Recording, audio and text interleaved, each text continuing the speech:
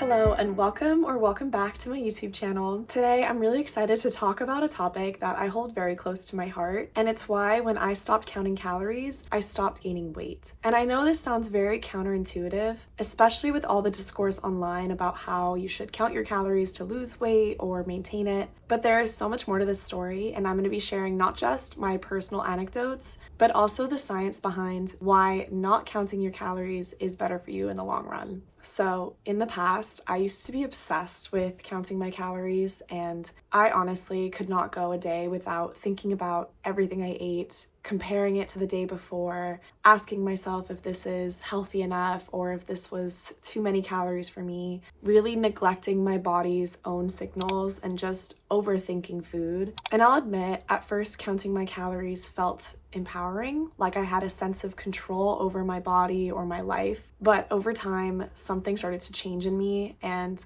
what started as a healthy tool to control my health or weight ended up being the cause of my stress and anxiety. Even when I counted my calories, felt like there wasn't much of a difference in my body. And I will say, there was a point in my life where I was much thinner, but I wasn't happy. It was like counting my calories just made me obsess too much about how my body looks all the time.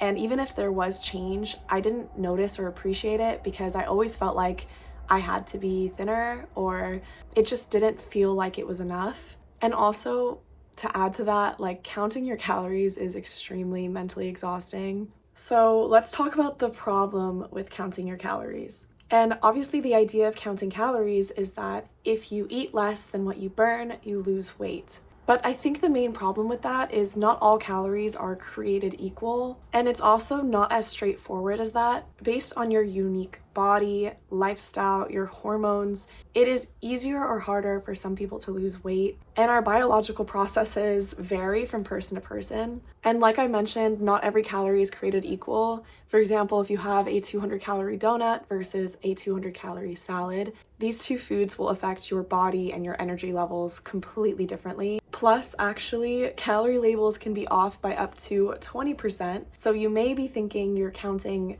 this many calories or that you ate this much in a day, but the reality is you could be absorbing more or less. So I think that is the first problem with counting your calories, is it can be inaccurate. Some foods, for example, like foods higher in fiber, can reduce the number of calories we actually absorb. For example, nuts, they are labeled to have a certain amount of calories, but in reality, we only absorb a certain percent.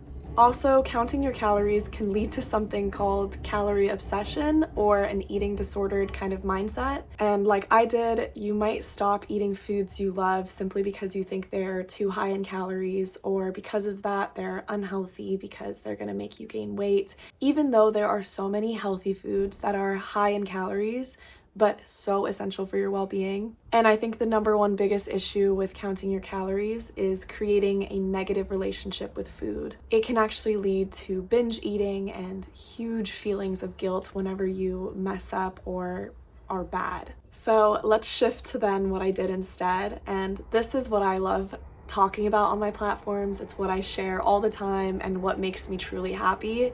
And it's the idea of food freedom. Instead of focusing on numbers, I focus on how food made my body feel. And I also just started to live life again. Food freedom is about balance, variety. It's about not restricting yourself when you're hungry, honoring your body's internal cues, or intuitively eating. And the craziest thing is when I found this food freedom and I stopped labeling food as good or bad, I actually stopped overeating. My body found its own natural balance, and I feel so at peace with food. And I want to talk about the science behind this, and I mentioned it, but this is the idea of intuitive eating, which is all about trusting your body's internal signals, eating when you're hungry, stopping when you're full, and listening internally rather than listening to external cues or social norms. And research has shown that people who practice intuitive eating have a better relationship with food, and therefore a lower BMI, and more importantly, a better psychological health or mental health compared to people who constantly diet. And I know firsthand that when you start to eat without guilt, without labels, you tend to actually crave a healthier, balanced diet. And studies have shown that restrictive dieting can lead to intense cravings, overeating, and even binge eating, which kind of counteracts the dieting anyways. And the reason I'm making this video is it isn't about weight loss or your weight at all. It's about your overall well-being. I truly believe firsthand that intuitive eating allows you to build a more sustainable and enjoyable way of nourishing your body. So then how can you start intuitive eating? Well, here are 4 practical tips, and I've used these myself to get started. Step 1, you may not want to stop counting calories immediately, but you can start slowly by really trying not to pick up that calorie counting app or weighing your food. But if you have to, maybe one meal a day you don't. And more importantly, really focus on how your body feels after a meal. Number 2, try to honor your hunger. So if you get hungry in the middle of a day or even an hour after eating a meal, honor that and allow yourself to eat a bit more if you have leftovers, or grab a snack. And it might cause you to feel anxiety afterwards. I remember even having like a granola bar right after eating lunch. I was like, but Morgan, you just ate. Like, why are you eating? And I got so in my head about it. And I think you have to just sit with those feelings and allow yourself to feel uncomfortable, because I love the saying that the most growth is done when you are uncomfortable. Pushing through the discomfort or allowing yourself to feel things is how you truly grow. Number 3, have some variety. So allow yourself all your favorite foods, but also try to continue eating that balanced, nourishing diet of lots of fiber, protein, healthy fats. And I can include some like on-screen visualizations of what that may look like. But again, include balance and like don't cut out your favorite foods, because again, this is about not counting your calories and not being afraid of foods or labeling them as good or bad. Number 4 is mindfulness. Really just allowing yourself to maybe not watch something while you're eating or not text, just sit with your food while you're consuming it, be present and try to just listen to your body.